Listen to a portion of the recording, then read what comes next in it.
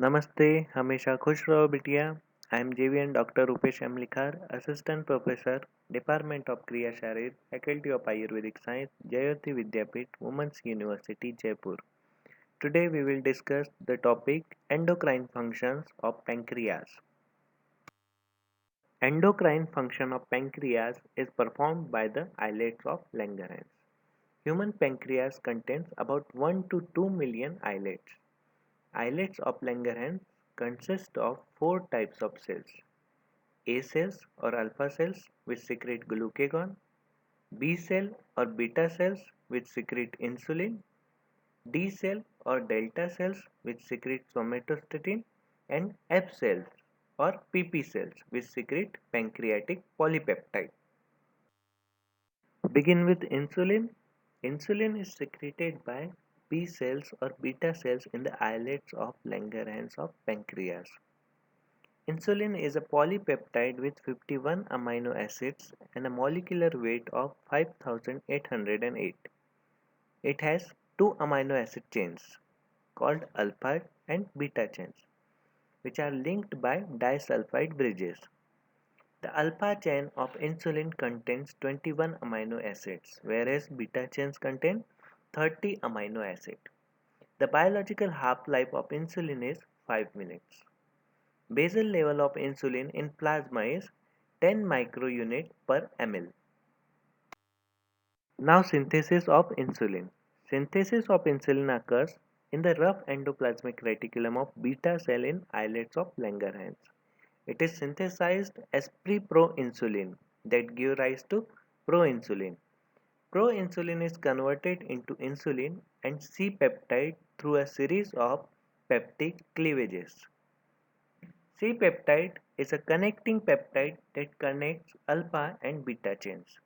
At the time of secretion, C-peptide is detached. Metabolism. Binding of insulin to insulin receptor is essential for its removal from circulation and degradation.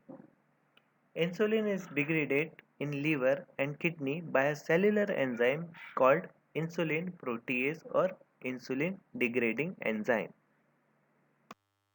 Six actions of insulin. Insulin is the important hormone that is concerned with the regulation of carbohydrate metabolism and blood glucose level. It is also concerned with the metabolism of proteins and fats. On carbohydrate metabolism, insulin is the only hormone in the body that reduces blood glucose level. So it is also called anti-diabetic hormone. Insulin reduces the blood glucose level by first increases transport and uptake of glucose by the cells. Insulin facilitates the transport of glucose from blood into the cells by increasing the permeability of cell membrane to glucose.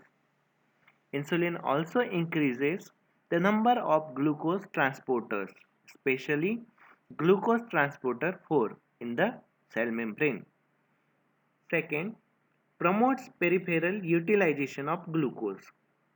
In presence of insulin, glucose which enters the cell is oxidized immediately.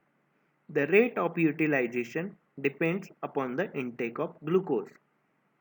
Third, insulin promotes storage of glucose. Insulin promotes the rapid conversion of glucose into glycogen, which is called glycogenesis, which is stored in the muscle and liver. Insulin activates the enzymes which are necessary for glycogenesis.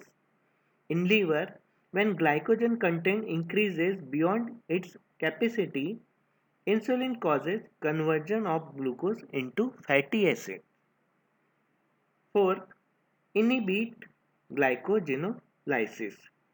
Insulin prevents glycogenolysis, that is the breakdown of glycogen into glucose in muscle and liver. And fifth, insulin inhibits gluconeogenesis. Insulin prevents gluconeogenesis, that is the formation of glucose from proteins, by inhibiting the release of amino acid from muscle and by inhibiting the activities of enzymes involved in gluconeogenesis. Next is action on protein metabolism. Insulin facilitates the synthesis and storage of proteins and inhibits the cellular utilization of proteins by first facilitating the transport of amino acids into the cell from blood by increasing the permeability of cell membrane for amino acids. Second, accelerating protein synthesis by influencing the transcription of DNA and by increasing the translation of mRNA. And third, preventing protein catabolism by decreasing the activity of cellular enzymes which act on proteins. Fourth, preventing conversion of proteins into glucose, that is, inhibits gluconeogenesis. Now, action on fat metabolism. Insulin stimulates the synthesis of fat. It also increases the storage of fat in the adipose tissue. Insulin promotes the transport of excess glucose into cells, particularly the liver cells. And this extra glucose is utilized for the synthesis of fatty acids and triglycerides. Insulin promotes the synthesis of lipids by activating the enzymes which convert glucose into fatty acids and fatty acids into triglycerides. Insulin facilitates the transport of fatty acids into the adipose tissue. And then insulin promotes the storage of fat in adipose tissue by inhibiting the enzymes which degrade the triglycerides. On growth, along with growth hormone, insulin promotes growth of body by its anabolic action on proteins. Insulin facilitates the synthesis and storage of proteins. Let's see mode of action of insulin. On the target cells, insulin binds with the receptor protein and form the insulin receptor complex. This complex executes the action by activating the intracellular enzyme system. Now, regulation of insulin secretion. Insulin secretion is mainly regulated by blood glucose level. In addition, other factors like amino acid, lipid derivatives, gastrointestinal and endocrine hormones, and autonomic nerve fibers also stimulates insulin secretion. First, we will see role of blood glucose level. When blood glucose level is normal, that is 80 to 100 mg per dl, the rate of insulin secretion is low, up to 10 microunit per minute. When blood glucose level increases between 100 and 120 mg per dl, the rate of insulin secretion rises rapidly, up to 100 microunit per minute. When blood glucose level rises above 200 mg per dl, the rate of insulin secretion also rises very rapidly, up to 400 microunit per minute. Action of blood glucose on insulin secretion is biphasic. First, initially, when blood glucose level increases after a meal, the release of insulin into blood increases rapidly. Within few minutes, concentration of insulin in plasma increases up to 100 microunit per ml from the basal level of 10 microunit per ml. It is because of release of insulin that is stored in pancreas. After 10 to 15 minutes, the insulin concentration in the blood reduces to the half of the value, that is up to 40 to 50 microunit per ml of plasma. After 15 to 20 minutes, the insulin secretion rises once again. This time it rises slowly but steadily. It reaches the maximum between 2 and 2.5 hours. The prolonged increase in insulin release is due to the formation of new insulin molecules continuously from pancreas. Next, role of proteins. Excess amino acid in blood also stimulate insulin secretion.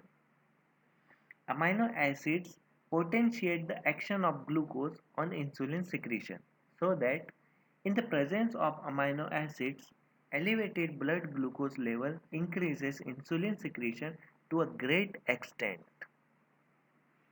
Role of lipid derivatives. The beta keto acids such as acetoacetate also increase insulin secretion. And next, role of gastrointestinal hormones. Insulin secretion is increased by some of the gastrointestinal hormones such as gastrin, secretin, CCK, and GIP. Now, role of autonomic nerves. Stimulation of parasympathetic nerve to the pancreas, that is right vagus nerve, increases insulin secretion. Neurotransmitter is acetylcholine. And stimulation of sympathetic nerves inhibits the secretion of insulin. The neurotransmitter is noradrenaline. So here we end the first part of endocrine functions of pancreas, in which we studied source of secretion, chemistry, half-life, plasma level of insulin, also synthesis, metabolism, action and regulation of insulin hormone.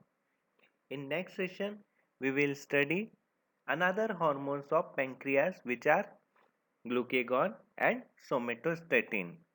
This session is powered by Digital Version 2.0, Jayoti Vidyapeeth Women's University, Jaipur. Hope you are satisfied with my digital session. If you have any query, please mention it in comment box. I will resolve it. Thank you.